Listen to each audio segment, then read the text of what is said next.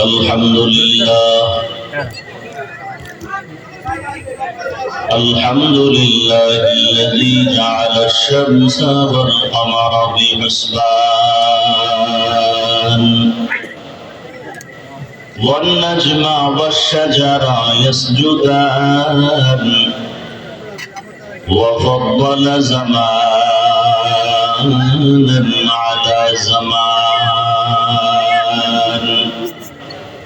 كما فضل مكانا على مكان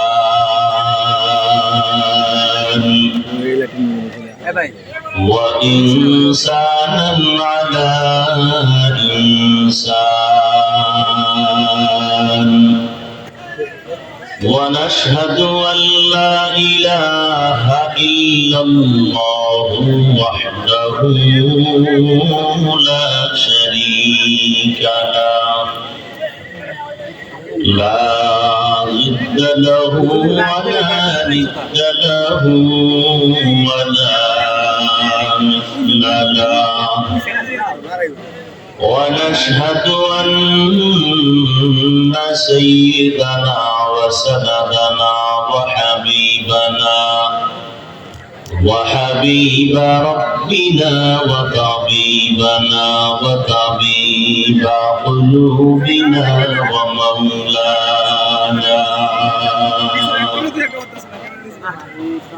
ومولانا محمدا عبده ورسوله أرسله بالحق بشيرا ونذيرا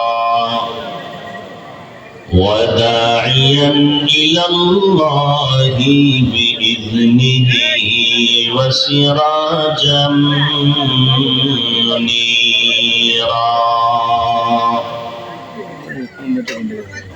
اللهم صل على محمد النبي الأمي وعلى آله وسلم تسليما وبعد فأعوذ بالله من الشيطان الرجيم بسم الله الرحمن الرحيم والعصر إن الإنسان لفي خسر إلا الذين آمنوا وعملوا الصالحات وتواصوا بالحق وتواصوا بالصبر. قال النبي صلى الله عليه وآله وسلم كل أمتي يدخلون الجنة إلا من أبى. قيل من أبى؟ قال من أطاعني دخل الجنة ومن عصاني فقد أبى. أو كما قال النبي عليه الصلاة والسلام. صدق الله مولانا العظيم وصدق رسوله النبي الأمي الكريم ونحن على ذلك من الشاهدين والشاكرين والذاكرين والحمد لله رب العالمين. سبحانك لا علم لنا إلا ما علمتنا إنك أنت العليم الحكيم. رب اشرح لي صدري ويسر لي أمري واحلل عقدة من لساني يفقهوا قولي मोमिन जो फिदा नक्शे कफे पाए नबी हो मोमिन जो फिदा नक्शे कफे पाए नबी हो ज़ीर कदम आज भी आलम का खजीना हो ज़ीर कदम आज भी आलम का खजीना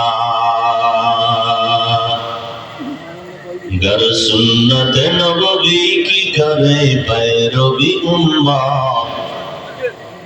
गर सुन्नत नबवी की करे पैरवी उम्मा तूफान से निकल जाएगा फिर इसका सफीना तूफान से निकल जाएगा फिर इसका सफीना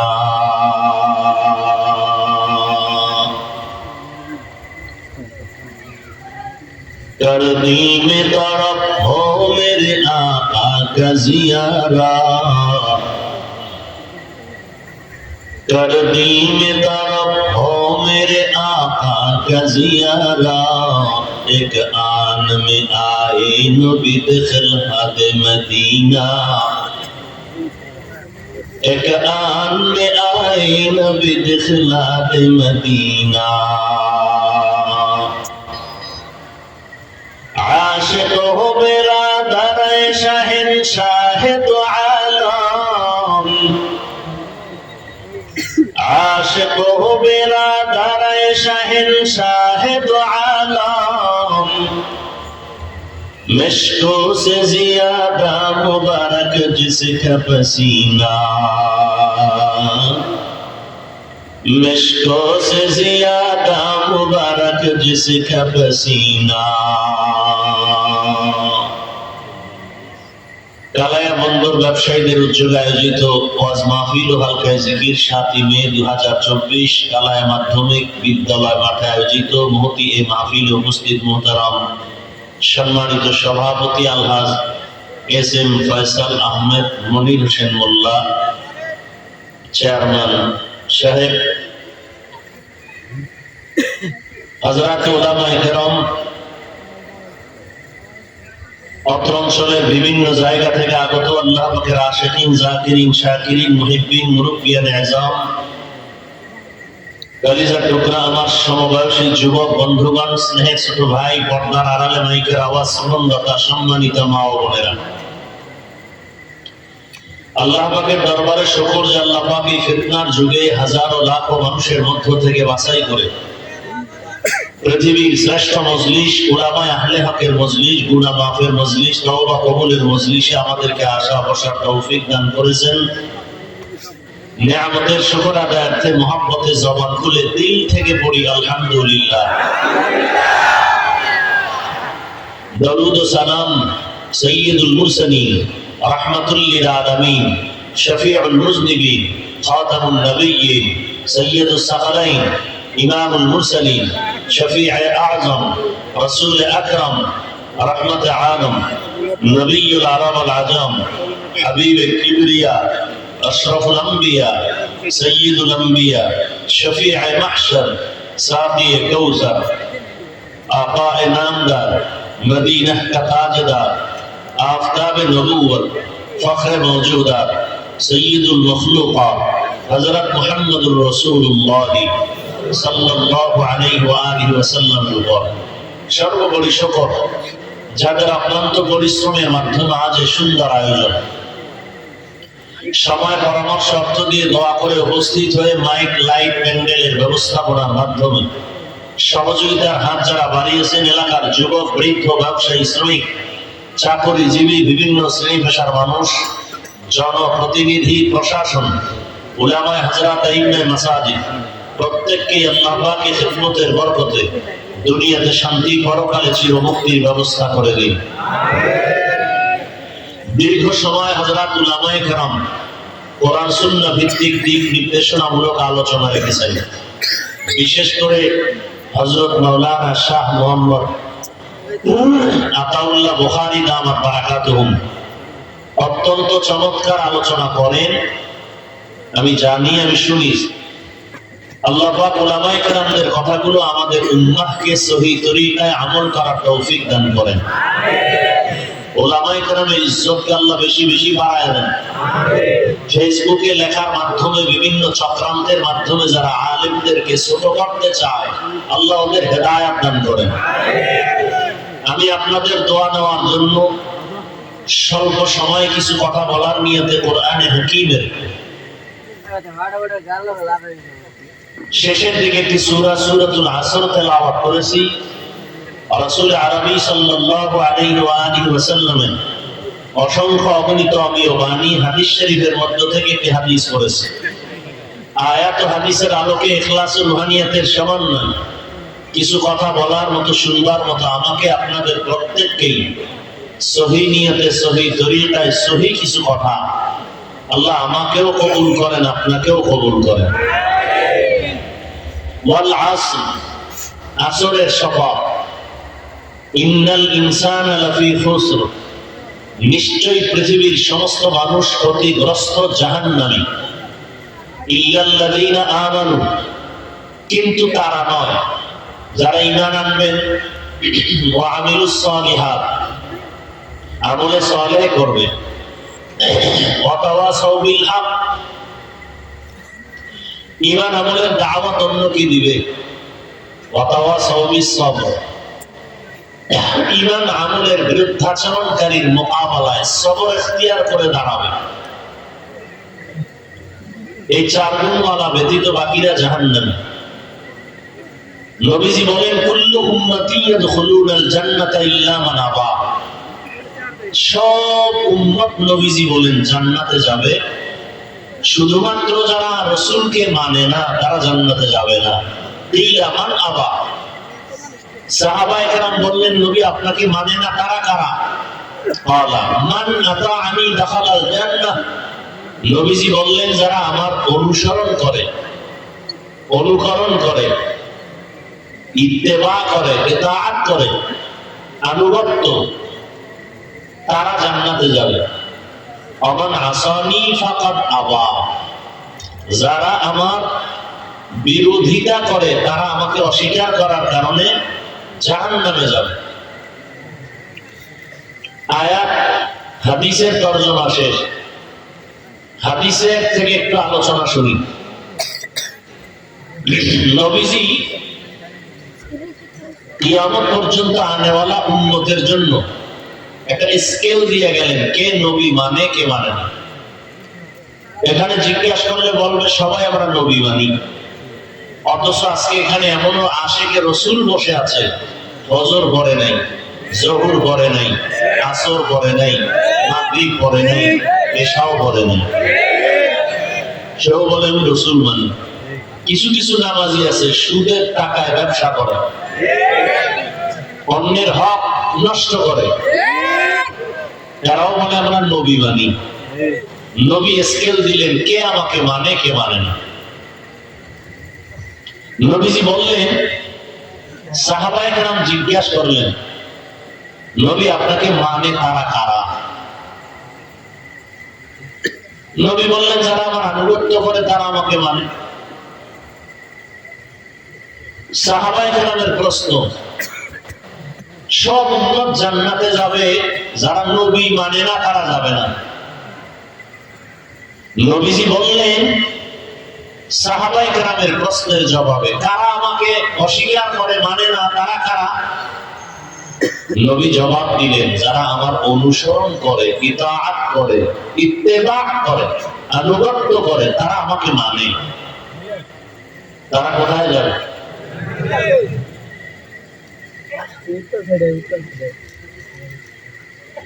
যারা আমার আনুগত্য, অনুসরণ, অনুকরণ করে না, তারা আমাকে মানে না, এটা বিপরীত কথা দাঁড়ায়। খুব খেয়াল করবেন, নবী কি বললেন? সব উম্মত জান্নাতে যাবে, যারা আমাকে মানে না তারা যাবে না। সাহাবায়ে কেরাম প্রশ্ন করলেন, আপনাকে মানে না, কারা কারা? নবীজি বললেন, যারা আমার অনুসরণ করে, অনুকরণ করে, আনুগত্য করে, তারা জান্নাতে যাবে।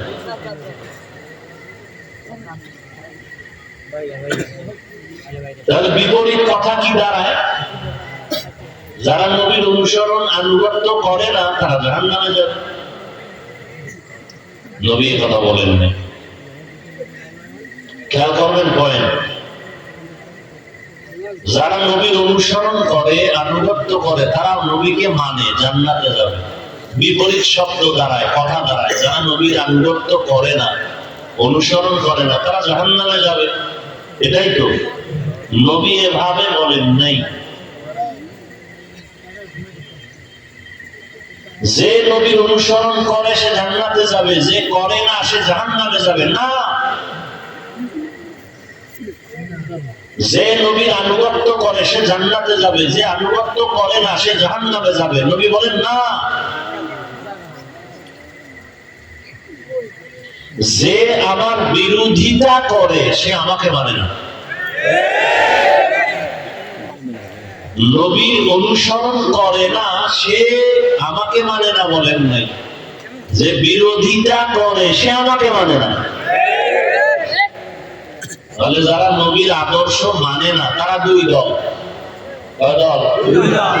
একদল দরদি আর একদল বিরোধী। বুঝে শুনে ঠিক বললেন আর কথাগুলো মুখস্থ করেন, এটি জরুরি কথা। সবাই তো আশিক রাসূল দাবি করেন, ছাপাবাজি করেন, অথচ রমজান মাস চলে গেল, অনেক আশিক রাসূল রোজা রাখে নাই। কিছু কিছু কুলাঙ্গারেরা বলেছিল, আমার ঘরে ভাতের অভাব নাকি, রোজা রাখবো কেন? আমরা কি ভাতের অভাবে রোজা রেখেছিলাম? ভালো করে খেয়াল করেন। যারা নবীর আদর্শ মানে না তারা জাহান্নামে যাবে না, খবরদার বুঝেন ভালো করে। নবী বলছেন, যারা আমার বিরোধিতা করে তারা আমাকে মানে না। এখান থেকে বোঝা গেল রাসূলের আদর্শ যারা মানে না তারা দুই দল। একদল আগ্রহী আর একদল বিদ্রোহী। একদল আগ্রহীরা মুমিন, বিদ্রোহীরা বেঈমান। আগ্রহী জান্নাতি, বিদ্রোহী জাহান্নামী। উদাহরণ, একটা যুবককে আমি ডান দিক থেকে প্রশ্ন করলাম, এই যুবক, তুমি নবীর আদর্শে পর্দা করো না কেন, টুপি করো না কেন? যুবক জবাব দিল, ভাই নবীর আদর্শে টুপি করা দরকার, চেষ্টা করি পারি না, একটু দোয়া কইরেন। বিদ্রোহী না আগ্রহী? মুমিন। বাম দিক থেকে জিজ্ঞাসা করলাম, এই যুবক, নবীর আদর্শের চুল কাটো না কেন, নবীর আদর্শে পোশাক পরো না কেন? সাথে সাথে আমাকে বলল, না পড়লে অসুবিধা কি? এরকম নাই কেউ? আবার পাল্টা, না পড়লে অসুবিধা কি? পোশাকের মধ্যেই কি ইসলাম? টুপির মধ্যেই কি ইসলাম? দাড়ির মধ্যেই কি ইসলাম? পর্দার মধ্যেই কি ইসলাম? প্রশ্ন আমাকে করো কেন? মদিনাওয়ালাকে করো। ও মদিনাওয়ালা, তোমার মহব্বতের টুপির মধ্যেই কি ইসলাম? তোমার মহব্বতের আদর্শের দাড়ির মধ্যে কি ইসলাম? তোমার আদর্শের পোশাকের মধ্যে কি ইসলাম? প্রত্যেকটা প্রশ্ন। তাহলে ইসলাম কই? টুপির মধ্যে নাই, প্রশ্ন। দাড়ির মধ্যে নাই, প্রশ্ন। পোশাকে নাই, প্রশ্ন। ইসলাম কই? চাপার মধ্যে, চাপাবাজির মধ্যে ইসলাম। ইসলাম কই? তাহলে যে প্রশ্ন জবাব দেওয়ার আগে বললো, না পড়লে অসুবিধা কি? আগ্রহী না বিদ্রোহী? বেঈমান। বলেন, বিদ্রোহী বেঈমান, আগ্রহী মুমিন। কথা ছোট কিন্তু এর ওজন বিশাল ওজন। একটা জাহান্নামী, একটা জান্নাতি। ভাই তুমি দাঁড়িয়ে রাখো না কেন? হুজুর দরকার, চেষ্টা করি পারি না, দোয়া চাই। আগ্রহী। আর একজনে বলে দাঁড়িয়ে না রাখলে অসুবিধা কি? বিদ্রোহী, বেঈমান।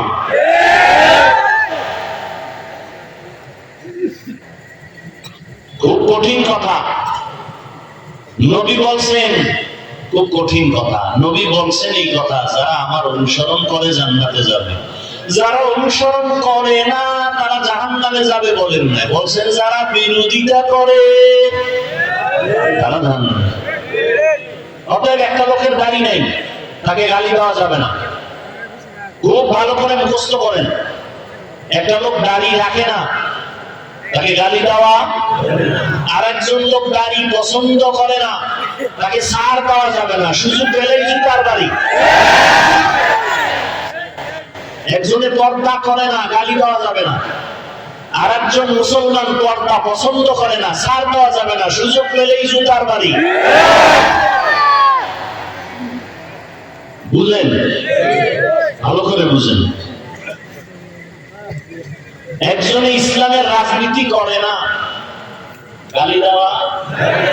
আর একজনে কোরআনের আইনের ইসলামের মদিনার রাজনীতি পছন্দ করে না, তাকে ছাড় দেওয়া যাবে না। খুব সাবধান। একজন আগ্রহী আর একজন আগ্রহী মুমিন, বিদ্রোহী বেঈমান।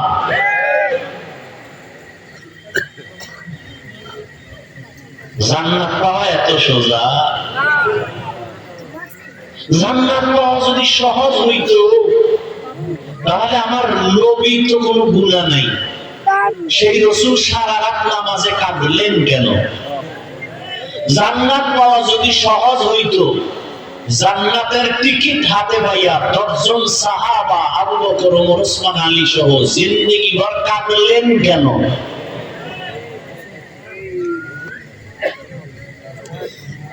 আল্লাহ আমাদের বুঝার তৌফিক দান করেন।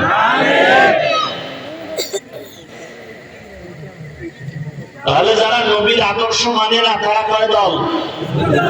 একদল আগ্রহী আর একদল আগ্রহী মুমিন, গালি দেওয়া যাবে না। বিদ্রোহী বেঈমান, ছাড় দেওয়া যাবে না।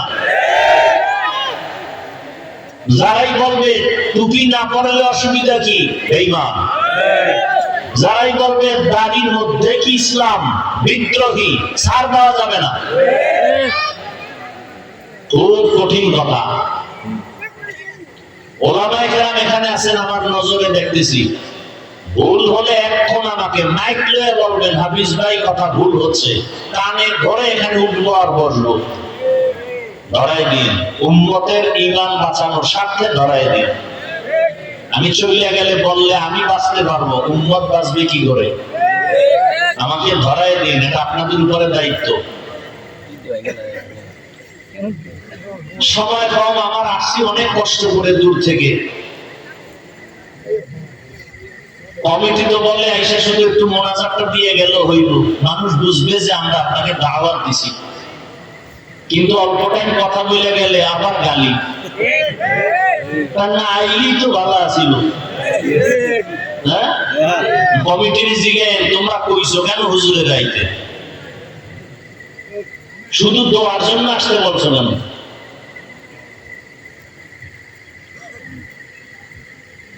আল্লাহ দেখেন কত দয়ালু।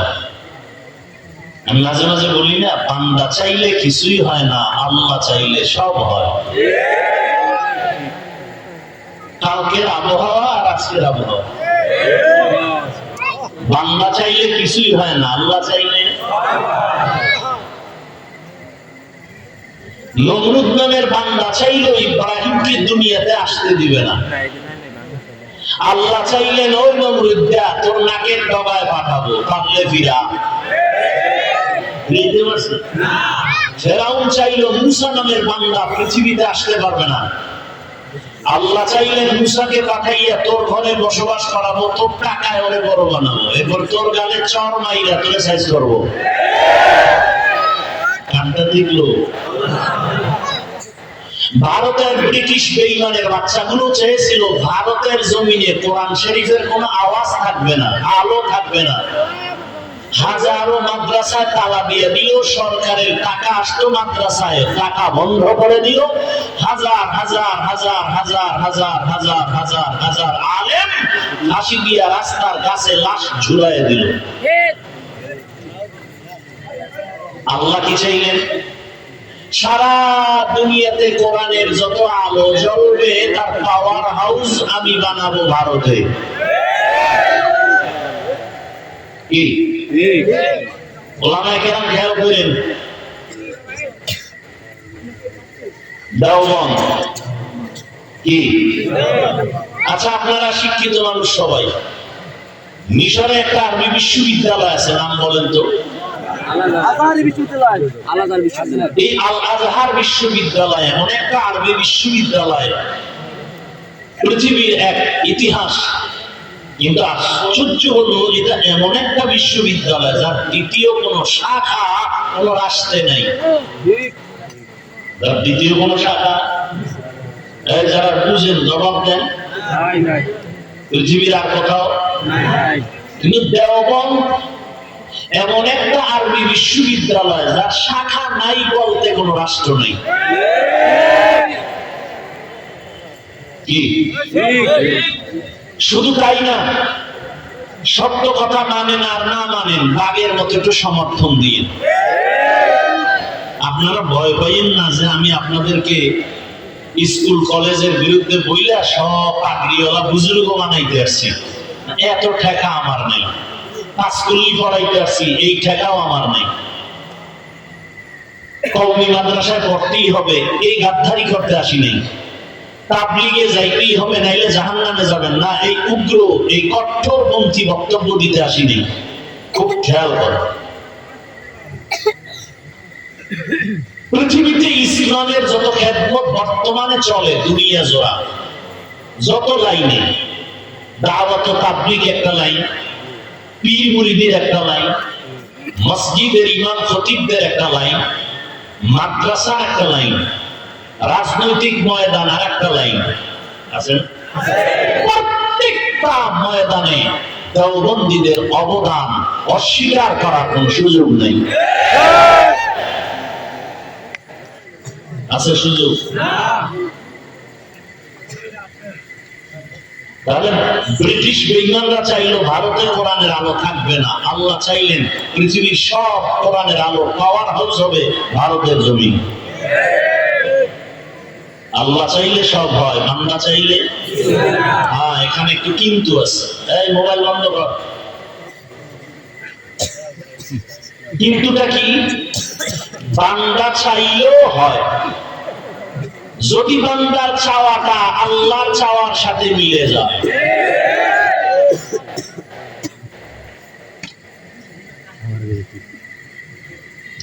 আমি তো নিশ্চিত আজকে প্রোগ্রাম এখানে হবে না, কালকে ওখানে এসে কলাপাড়া প্রোগ্রাম হয় নাই, কষ্ট করে আবার চলে গেলাম।